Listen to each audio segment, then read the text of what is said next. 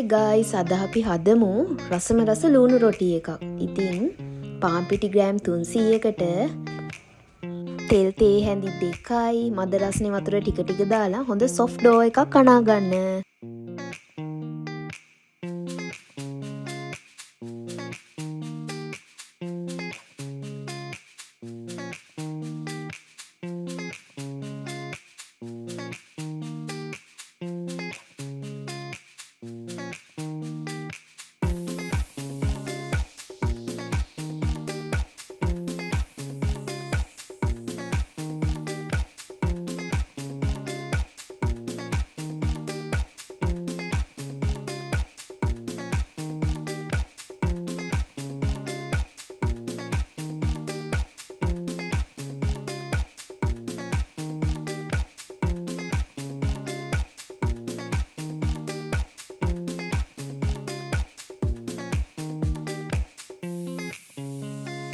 දැන් ලුණු ටික හොඳට මැලවිලා. දැන් සීනි තේ හැඳි එකක් දාලා හොඳට මික්ස් කරලා ආයෙමත් හොඳට මලව ගන්න.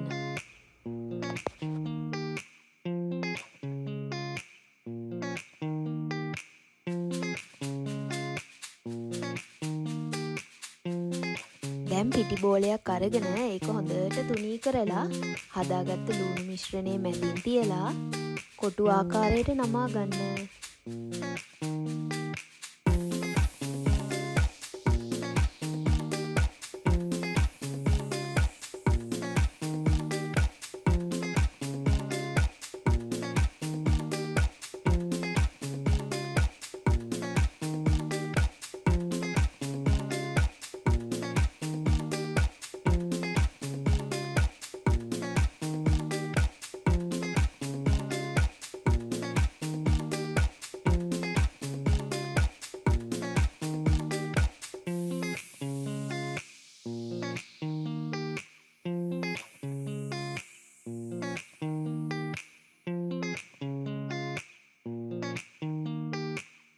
වෙනම පෑන් එකක් ලිපේ තියලා ඒකට තෙල් දාලා ඊට පස්සේ හදාගත්ත රොටි ටික දෙපැත්ත හරව හොඳට පුච්ච ගන්න රන්වන් පාටට.